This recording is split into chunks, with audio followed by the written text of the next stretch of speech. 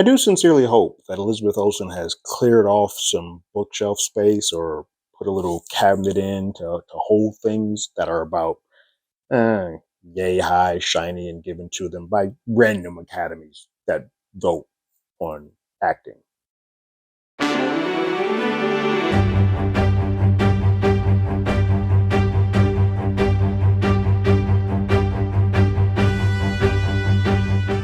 Hello, everyone. Terrence here with Hollywood Already Did It. If you haven't already, go ahead, like, share, subscribe to the channel, leave a comment, ring that bell below. Anytime we have something, you will be among the first to know. The fifth episode of Love and Death is here, called The Arrest. This is Elizabeth Olsen's submission tape to any type of voting board at the Emmys or Golden Globes, because this is just sort of a tour de force of the low, the high, the mid, the anger, the fear that sort of just exists in Candy Montgomery. It all kind of comes together in this episode. For the first time, I learned that in addition to being scared, frightened of what she did in that room, she's now also angry, and that anger comes through a few times in this episode.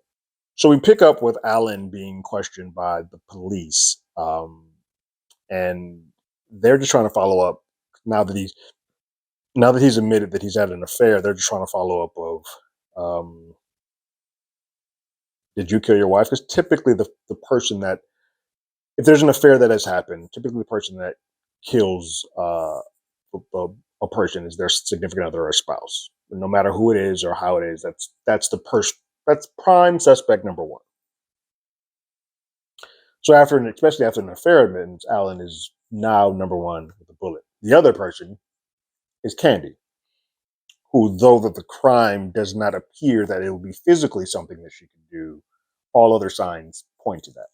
Alan is asked again, did he kill his wife? He's like, no, I did not. He's like, well, do you know who did? Or something to the effect, either do you know you did or did Candy do it? And he kind of just like, I don't know.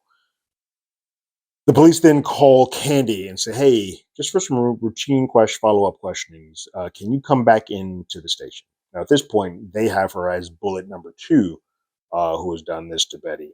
And so they're bringing her in to kind of just get the final, let's get her rattled and see what happens. And Candy comes in and asks some routine questions. They eventually lead to the questions of, did you have an affair? And she's like, did Pat have an affair? He's like, oh, no, he would never. And did you have an affair? And he's trying to set her up. He's softballing her. And she's like, I'm going to hit you with this home. And he's like, did you have an affair? She then eventually comes out with that she had an affair with Alan Gore. Now, I feel like she only admits it because she gets the feeling that they already have that answer. Like she doesn't feel like she's giving them anything that they don't already know. She's pretty calculated with what she's choosing to tell them, but she's like, she foregoes that information because she feels like she's kind of already in a box and she's in this situation because they have that, and she starts feeling like she's being accused of something, and kind of put under the coals without having sort of due process, if you will. She's like, there's no way that I could do that or do this thing. And so they basically outright accuse her of murdering Betty. And she stays cool as a cucumber. She doesn't bat an eye, doesn't sweat. She is in denial. She still says denies. But she is as calm as you possibly can be. The police kind of call her out on that. Like, normally, if we accuse somebody of murder, they are in utter hysterics. Like, how could you ever think that of me? She's like, super even keel. Now, I can think that goes either way. I think the police might just be blowing smoke. Like, hey, if somebody freaks out, they could just flip that on the other side. If somebody is completely freaking out, and they're like, why aren't they a little bit more calm in their response? But they're just trying to get a rise out of Candy. They then ask Candy to take them to their car so they can look around the car, mainly to see if there's any spatter, but also to get there's a pair of slides that are in the passenger seat. Now, obviously, it's not the slides that she used or had at the day that she was at Betty's, because she cut those to holy hell and threw them away. But these are there, and they take those. It's at that point that she says that somebody out there is trying to pin this on me, and that she doesn't appreciate the way that they are treating her because she is still innocent and just a regular person at this point. But they now believe that they have who their person is. And stuff starts leaking a little bit to the news here and there. Stuff starts coming out that like tidbits like a person of interest, like Alan Gore had an affair. They don't say names, but it just starts growing. A groundswell starts occurring. This is why Tom Pelphrey is in the show. I was wondering why at the beginning you get somebody like a Tom Pelphrey to play the fourth or fifth person down, but looks like on the back end he's an important person because he's a lawyer, not a murder trial lawyer. He's a paralegal basically. He does insurance claims and that type of stuff. So Don is retained as counsel and is informed of the affair that she had with Alan Gore. To which point Don says, "Okay." Now Don at this point still believes that there's no way that Candy did this. He's like, "Nah, I know you." He is of the operation that she didn't do it, and he's going to get her off because we'll be able to figure out how to get you out of this. He then starts coming up with a plan to say, "All right, well, here's what I want you to do. You need to stop any and all communication with Alan because you don't know what Alan is saying on his end to implicate you. So just cease that part.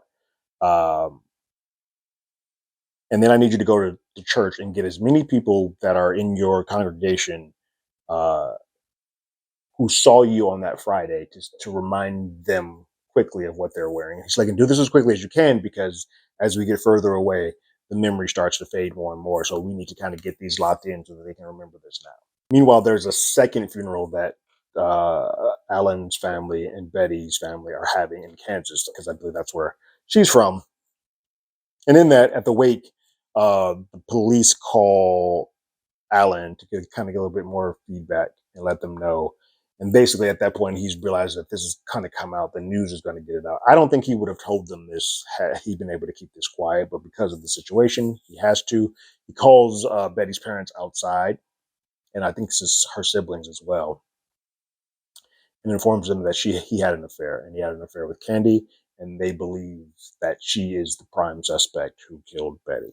And Mom doesn't even want to hear it. She just leaves. Like, how could you? And Dad's kind of like, "Wait, so you're saying the person that you had an affair with is the person that may have killed my girl?" And he's like, "That is what they are telling me." So then we start seeing more and more of the media getting sort of wind of this, and so they start showing up at her home and start calling to get information. And at that point, Candy calls Don and says, "Hey, look, I don't know what's happening. They're starting to get my name out there. This is starting to get a little frazzled." And you can see that the cracks are starting to happen because her world, any control that she had, is starting to get less and less because now everyone is starting to know. She's getting looks everywhere she goes to. She is now the pariah of this town.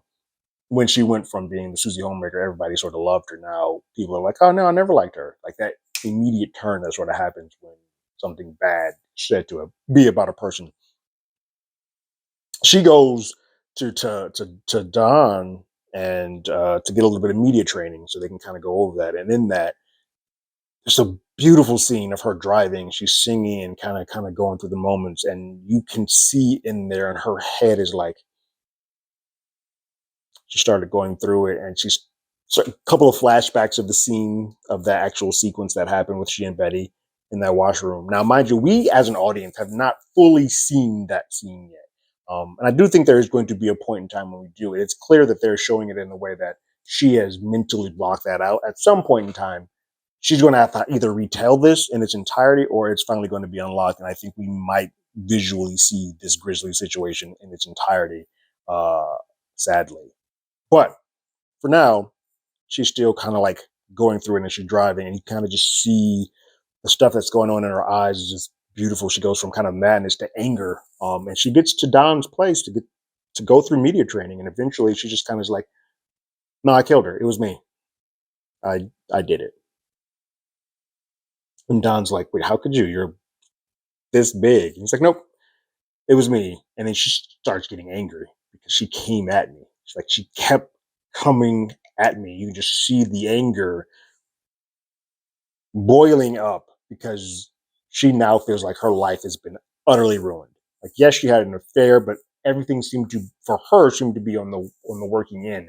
Betty made this part of her life pure hell, and she is pissed about it. She informs Don that Pat has no clue about this murder and we should do everything possible to keep it that way. He is so pure that he would scream from the rooftops about this to people, and it just wouldn't be good for them. So they decide in that moment to not let Pat know.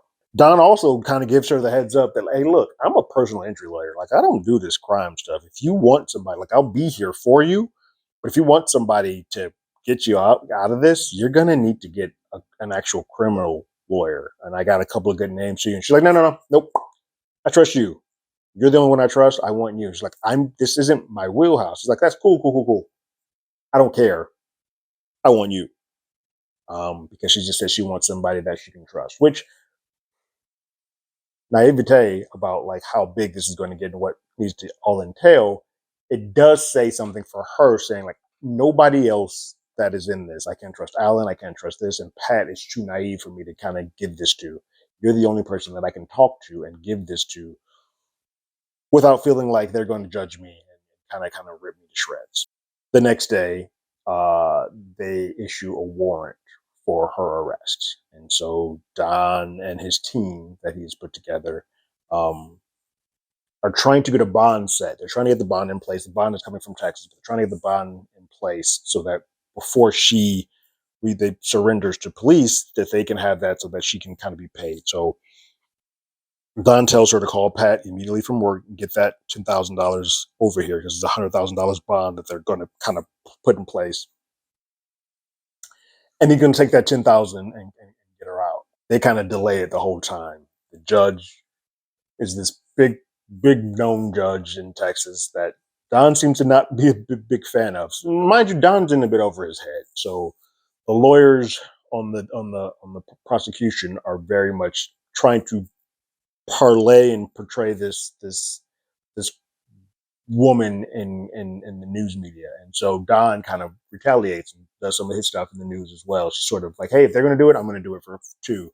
You know, may not be to the benefit of for Candy. And even his co-counsel is kind of like, hey, why do you keep talking? Because they're doing it, I got to do it too.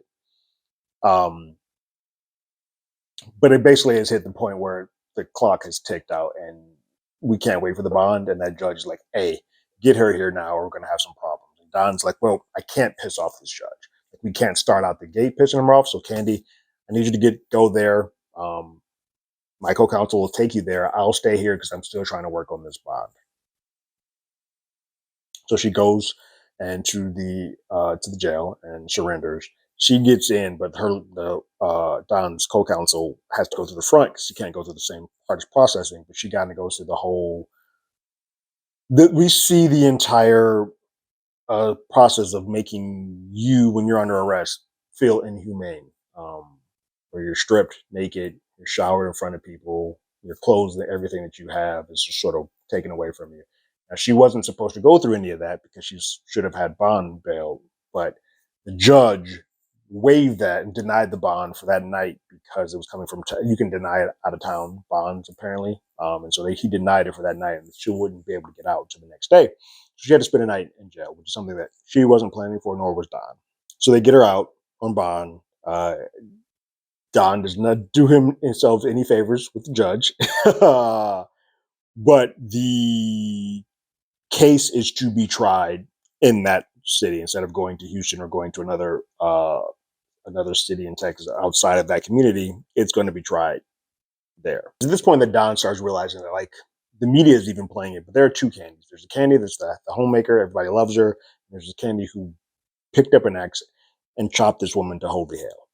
They're two completely different people, and I need to figure out why that is. So he comes up with the idea of like, maybe we should get under the hood a little bit, put her in front of a psychiatrist and see if maybe we can figure out what it is that we're actually dealing with. And Candy's a little bit hesitant to do so, but eventually she does decide to go. But she's going without telling her old pastor, who has come back to visit and kind of be around her, and without telling Pat. Pat feels left out on the island. He feels like, even though he's the husband, he feels like he's not getting any information of what's going on. He kind of feels like, what the hell am I doing? And he feels strained, like he's getting news. He's got to try to protect those kids from hearing it, but the kids are aware. They're hearing the radio. They know what's going on. But he has to play this game, and it's breaking him. It's causing a strain on their marriage, and she doesn't feel like you weren't honest with me with the Alan Gore stuff, with the affair. Can you at least be honest with me about this and where we stand and what exactly is happening? Even though it may freak him the hell out. But Don continues to not tell him, and he reaches out to the congregation to sort of get them on his side. By that, he's talking to the young priest who knows that if that congregation has a person among it that is charged or convicted of murder, it's going to be a stain on that congregation. So you, as a church, should probably do everything you possibly can to sort of back Candy up so that she doesn't end up on that side. So that's kind of how Don at least galvanizes the church community so that they sort of back Candy, even though they may not all agree with her. She did have an affair with a person, but they know that this can't be a stain on this community. So we kind of have to rah-rah behind her. Don and Candy go to see the psychiatrist. And at this point, Pat is flipping out because he just doesn't know where his wife is, and he wants to be there with her. He's just like, somebody keep me in on the loop. He's losing his. She goes to the psychiatrist and gets put under. And then while she's under, you get more of that. She is straight just infuriated with Betty. Like the concept, the thought of Betty ruining her life, breaking everything that she had set up, is now gone, and she's pinning that all on Betty. Okay, I mean, yes, the murder part of this is on Betty, but I think this would have all been avoided had you not slept with a married woman's husband and your friend's husband. But sure, but she gets further under, and while she is further under,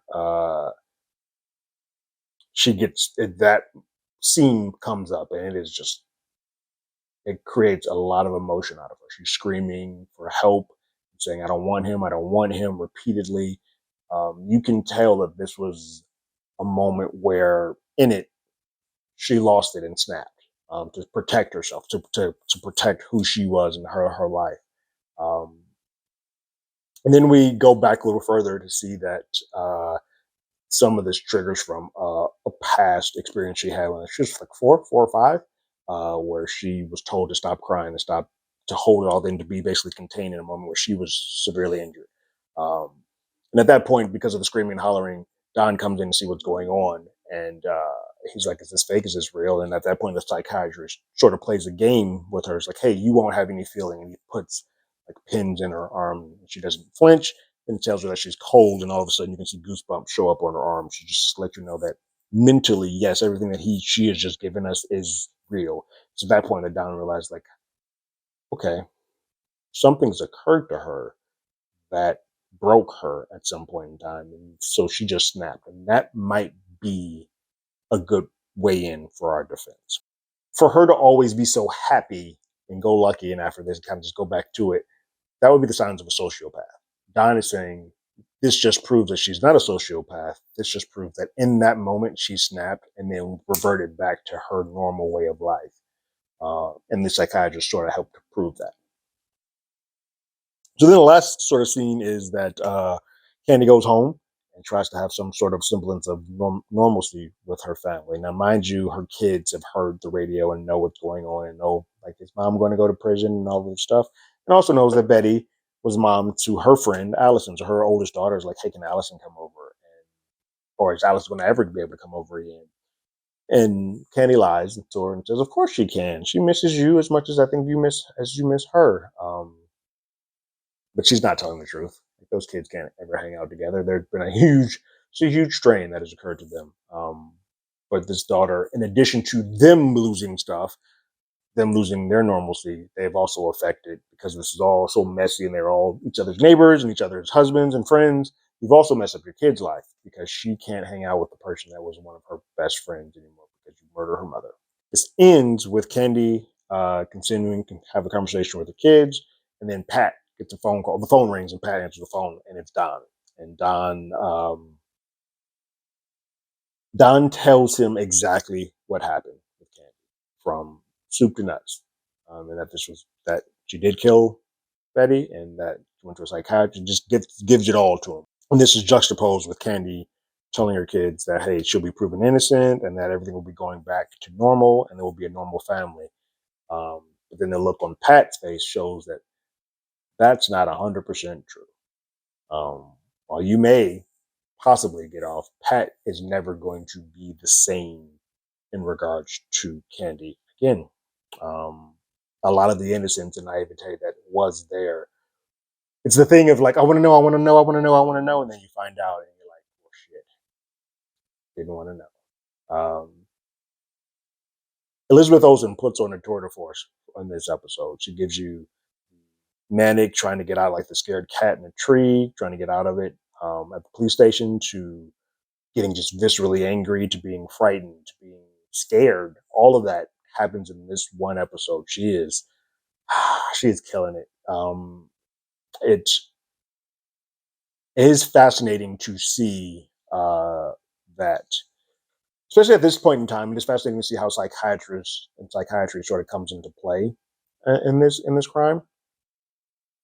And it's interesting to see how small knit of a town this is. How everybody kind of knows her.